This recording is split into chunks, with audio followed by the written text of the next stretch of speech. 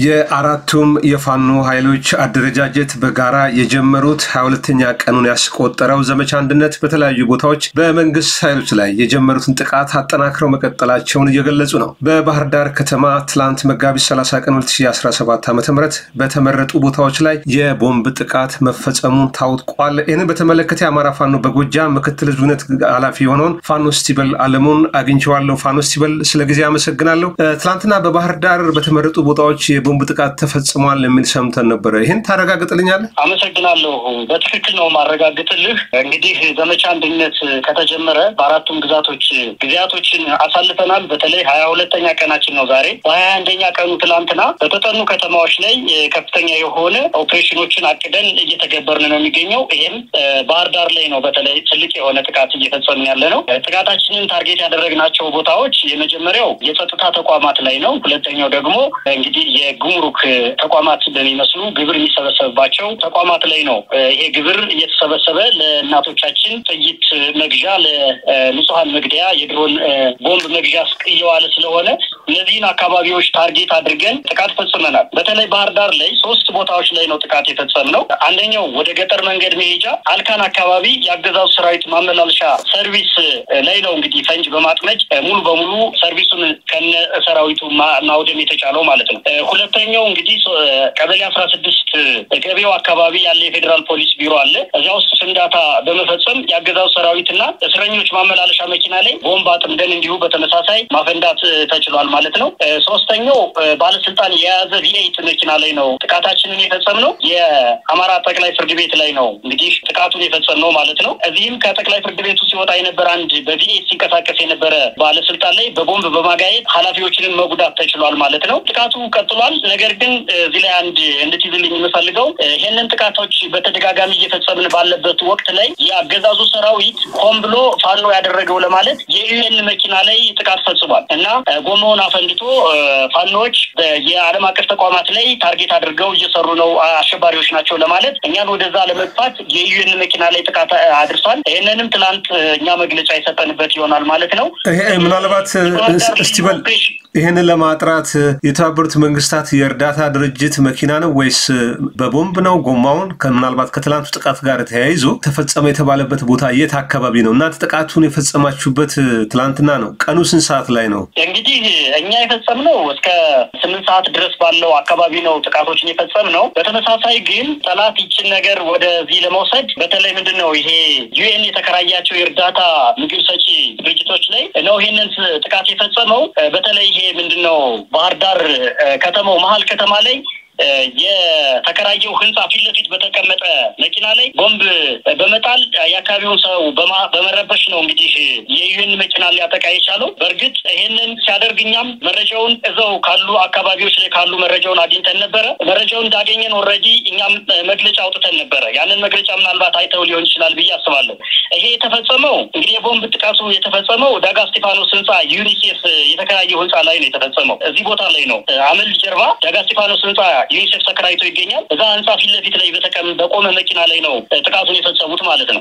ትላንት ባደረጋችሁት ኦፕሬሽን የደረሱ ጉዳቶችን እንዴት ይገለጻሉ? ምናልባት መረጃው አላችሁ? እንግዲህ ትላንትና አንደኛ የጠላትን ኃይል መደምሰስ ተችለናል። ይህን ያክል ባለስልጣኑን ማወቅ አልተቻለም እንጂ ባለስልጣን በቪኤት ይንቀሳቀስ የነበረውን ኃላፊ እንዳቆሰል ነው፣ መኪናዋንም ከጥቅም ውጭ እንዳደረግ ነው እርግጠኞች ነን። 3 መኪናዎችን አገዛዙ ይጠቀምባቸው የነበሩ መኪናዎችን ሙሉ በሙሉ ማውደም ተችሏል። እዛ ውስጥ የነበሩ ጸጥታ አካላት ብሎ የሚጠራቸው አሸባሪው ኃይል እነሱንም መምታት ተችሏል ማለት ነው። ይሄንን ይመስላል እንግዲህ ያለው ትላንትና የነበረው የጉዳት መጠን። ነገር ግን ይህ ዘመቻ ይቀጥላል። በተለይ ባህር ዳር ልዩ ኦፕሬሽን እንቀጥላለን። በጣም የተለያዩ ቦታዎችን ታርጌት አድርገን እንመታለን። ይሄ ባህር ዳር ላይ የሚቆም አይደለም። ደሴ ላይም፣ ጎንደር ላይም፣ ደብረ ማርቆስ ላይም፣ ደብረ ብርሃን ላይም የሚቀጥል ይሆናል። እንግዲህ እንደምናስታውሰው ደብረ ማርቆስ ላይም ገብተን ኦፕሬሽን በመስራት የተለያዩ ባለስልጣናትን፣ ኢንስፔክተሮችን፣ ኮማንደሮችን እርምጃ ወስደንባቸዋል በዚህ ሳምንት ውስጥ። ይህ የዚህ አካል ነው። ከተሞች ላይ ሰርጎ በማስገባት ቦምቦችን መሳሪያዎችን በማጥመድ የተንዘላዘሉ እየጠጡ ባለበት ሰዓት ላይ ግንባሩን በመምታት መሳሪያውን በመቀበል ጀግኖች ወደ ፋኖ እየተቀላቀሉ ነው ያለው ማለት ነው። እንግዲህ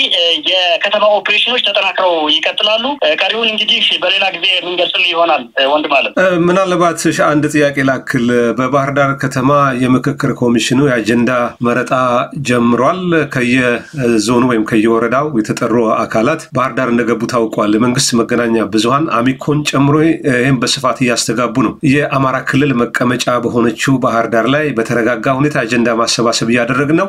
በአማራ ክልል ምናልባት አዲስ ቀን እየመጣ ነው የሚል ከምክክር ኮሚሽኑም እየሰማን ያለን። ይሄንን ትጋራላችሁ? በዚህ አጀንዳ መረጣ ስብስብ ላይ በባህር ዳር የሚካሄደው ጉባኤ ላይ ባህር ዳርና አካባቢው ወይም አማራ ክልል የተረጋጋ ነው የሚለውንም ምስል ለመስጠት የተፈለገበት አካሄዳለና በእናንተ በኩል ምን ምላሽ አላችሁ በዚህ ጉዳይ? መልካም። በመጀመሪያ ደረጃ ተረጋግተው መስራት ስላልቻሉ ነው ይሄን መግለጫ ማውጣት ያቻሉ። ለምን ብትለኝ ከትላንት በፊት በነበረን ኦፕሬሽን ይሄንን የምክክር ኮሚሽኑን ሰርገን በመግባት በትነነዋል። 3 ቦታዎች ላይ ጥቃት በማድረስ በተለይ ስቴዲየሙ አካባቢ፣ ስራ አመራር ኢንስቲትዩት አካባቢ እና የቦምብ ጥቃት ወደ 7 አመት ማረሚያ አካባቢ የሞርተር ጥቃት በመፈጸም ይሄንን ፕሮግራም እንዲበተን አድርገነዋል። ስለዚህ መግለጫ ያስፈልገውም የተረጋጋ ነው። አሁን የአጀንዳ ማሰባሰብ ስራ እየሰራን ነው የሚሉት እንደተረበሹ ህዝቡም እንደተረበሸ መሰብሰብ እንዳልቻሉ ስላወቁት ነው። በእርግጥ ይህ ፕሮግራም እርባና ቢስ ፕሮግራም ነው ያዘጋጁት ፕሮግራም። ለምን ብትለኝ አንደኛ አጀንዳ መቅረጽ የሚችል ሰው አይደለም የተሰባሰበው። በአዴን ሰብስቦት ብልጽግና ሰብስቦት ነው አጀንዳ እየቀረጸ ያለ። ከአንድ ፓርቲ የውም አሸባሪ ብለን ህዝብን እየጨፈጨፈ ካለ ፓርቲ ነው እየሰበሰቡት ያለው። ሁለተኛው ግባት ይሆኑናል ብለው ያሰቧቸው ሰዎች ምንም ያልተማሩ ገበሬዎችን ከየእርሻ ቦታዎች አካለ ስንኩላልን ከየቦታቸው የተፈናቀሉትን ከየዳሱ አምጥተው ነው እንግዲህ አጀንዳ ይቀርጹልናል፣ ከዛ ነው ኮዙን የአማራን ኮዝ እናገኛለን ብለው እየሰበሰቡ ያለው። በዚህ ሁኔታ አንደኛ አጀንዳው በራሱ ስህተት ነው። የአማራ ህዝብ እኮ ሙሉ በሙሉ እንደምታውቀው የአማራ ህዝብ መንግስት አይወክለኝም፣ መንግስት እየጨፈጨፈኝ ነው፣ ድሮን እያዘነበብኝ ነው ብሎ ከመንግስታዊ ስርዓቱ ወጥቶ አፈንግጦ ሙሉ በሙሉ ሆ ብሎ የመንግስትን ስርዓት አፍርሶ መከላከያን ገጥሞ አሸባሪነቱን እያሳየ ነው ብሎ እየገጠረ ያለ ህዝብ ነው። ስለዚህ ለመደራደርም ለመነጋገርም ህዝቡ ፍቃደኛ መሆን አለበት። ፍቃደኛ ሳይሆን ስላገኙት አስገድደው ይሄን ማጣራት ይቻላል። በነገራችን ላይ ከኛ ሳይሆን ከማህበረሰቡ መረጃ መሰብሰብ ይችላልላችሁ። አስገድደው እያለቀሱ ወዴት ነው የምትወስዱን? ምንድነው የምንሄድበት ዓላማ ምንድነው እያሉ እያለቀሱ ነው ባህር ዳር ሰዎችን አፍነው ይዘዋቸው ሄዱ። ይሄ ነው እንግዲህ አጀንዳ ቀርጾ የአማራን ኮዝ አስታጥቃለሁ ወይም አስረዳለሁ ለማህበረሰቡ መፍትሄ ያመጣለሁ ብሎ የሚያስበው። ስለዚህ የመፍትሄ አካል መሆን አይቻልም። በዚህ የተሳሳተ መንገድ ነው የመረጡት ሰው የተሳሳተ መንገድ ነው ከነመጀመሪያው። ይሄ ብቻ አይደለም። ባህር ዳር ላይ ይሄንን ለማድረግ በተሰበሰቡበት ጊዜ 3 ቦታዎች ላይ ቦምብ በማፈንዳት ጠባቂዎችን በመግደል ህዝቡ እንዲወጣ ከተሰበሰበበት ቦታ ላይ እንዲሄድ እንዲያውም እንኳን ሞከራችሁልን እንጂ እኛ ራሳችን እንወጣለን ብሎ ህዝቡ ሆ ብሎ የነበረውን ስብሰባ አቋርጦ እንደሄደ መረጃዎችም ማስረጃዎችም አሉን ማለት ነው። ስለዚህ መንግስት ባህር ዳር ላይ ታርጌት አድርጎ ሰላማዊ ነኝ የሚለው መግለጫ በራሱ የመጀመሪያውንም ሰላም እንዳልሆነ የሚያሳይ ስለሆነ ነው። ወንድም አገኝ በጣም ጥሩ። ምናልባት ዘመቻ አንድነት እንደቀጠለ ቅድም ገልጸሃልና ከባህር ዳር የቦምብ ጥቃት ባሻገር በጎጃም በሌሎች ቦታዎች ውጊያዎች ቀጥለዋል። እነዛ መረጃዎች ካሉ አካፍለኝና አሰናብት። አመሰግናለሁ። እንግዲህ ትናንትናም በተለያዩ አካባቢዎች የተለያዩ ቦታዎች ላይ ትላልቅ ውጊያዎች ተደርገዋል። ለምሳሌ ሰከላ ላይ አበስከን ወደሚባል ቦታ ላይ የተንቀሳቀሰን ጠላት የጊዮን ብርጌድ አባላት በመገናኘት ይሄንን ጠላት ድባቅ በመምታት አብዛኛውን በመደምሰስ አብዛኛውን ደግሞ በማቁሰል ወደ መጣበት እንዲመለስ አድርገውታል። በተለይ የአካባቢውን ማህበረሰብ በግ ለመስረቅ ነበር የመጣው፣ በጎችን እየሰበሰበ ለመሄድ እና ማህበረሰቡም ደግሞ ምን መጣብን በግ የሚሰበስብ ኃይል መጣብን ወይ በማለት ጩኸትና ሪታ ሲያቀርብ እነዚህ አናብስቶች ደርሰው አፈር ከዲቻ ብልተው ወደ መጣበት እንዲመለስ አድርገውታል። በተመሳሳይ የእነማይ ወረዳ ማለትም ቢቸና ማለት ነው አባኮስር ብርጌድ ለማፈን በሚመስል መልኩ ወደ ጠቅል ሻለቃ የተንቀሳቀሰውን ጠላት ብዙዎችን በማቁሰል ጠላትን አሳፍሮ መመለስ ተችሏል። ብዙ ሬሳ ብዙ ቁስለኛ ማንሳት ችሏል ማለት ነው ጠላት። በተመሳሳይ ሌሎች ቦታዎችም ላይ ውጊያዎች እየተካሄዱ ነበር ትላንትና ላይ። ደባይ ጠላት ግን ቆይ ላይም በመግባት በተለይ ከተማዋ ላይ በመግባት ጠላት ምሽግ ድረስ በመግባት ውጊያ ማድረግ ተችሏል በትላንትናው ዕለት። በዚህም ብዙ ቁስለኞችን ማድረግ ተችሏል ማለት ነው። በዛሬም እንደቀጠለ ነው። በነገራችን ላይ ቀንጌታ ይፍታይ ንጉሴ ክፍለ ጦር ዛሬም 2 ቦታዎች ላይ ውጊያ እያደረገ እያጠናቀቀ ነው የሚገኘው። አሁን በተለይ ደብረ ኤልያስ ላይ ውጊያ ተደርጓል። ደብረ ማርቆስ ማረሚያ ቤት አካባቢ ላይ ከፍተኛ የሆነ ውጊያ እስከ 2 ሰዓት ድረስ ከምሽቱ 11 ሰዓት እስከ 2 ሰዓት ድረስ ደብረ ማርቆስ ላይ ውጊያ እየተደረገ ይገኛል። ይሄንን በዝርዝር የምንመለስበት ይሆናል። ምን ያክል ሞት ምን ያክል ቁስለኛ እንደሆነ በዝርዝር የምንመለስ ይሆናል። እንግዲህ ሰላም አለ የሚሉን ይሄንን ነው። ይኸውልህ ደብረ ማርቆስ ላይ ገብተን እንደዚህ ማረሚያ ቤት ላይ ገብተን እየተዋጋን ነው። አደባባይ ድረስ ገብተን ኦፕሬሽን እየወሰድን ነው። ባህር ዳር ላይ ገብተን ኦፕሬሽን እየወሰድን ነው። ሰላም ምንድነው? ሰላም ለነሱ ምንድነው? የጥይት ድምጽ ነው እንደ ለነሱ ሰላም?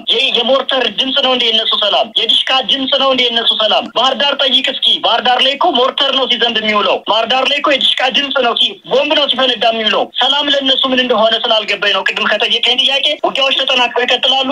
በተደራጀ መልኩ የምንመለስ ይሆናል። እጅግ አመሰግናለሁ። በጣም አመሰግናለሁ። ፋኖ ስቲበል አለሙ የአማራ ፋኖ በጎጃም ምክትል ህዝብ ግንኙነት ኃላፊ ለሰጠኝ መረጃ በሚስ ተመልካች ስም ከልብ አመሰግናለሁ። እኔም አመሰግናለሁ። ክቡራን ተመልካቾቻችን ትላንት ባህር ዳር ከተማ 3 ቦታዎች ላይ በተመረጡ ቦታዎች የቦምብ ጥቃት ፈጽመናል ሲሉ ፋኖች ለሚስ ገልጸዋል። ይህንን ለማጣራት በባህር ዳር የሚገኘውን የኮማንድ ፖስት ኃላፊዎች ምላሽ እንዲሰጡን ያደረግነው ጥረት አልተሳካም። እናገኝ ከሆነ ምናቀርብ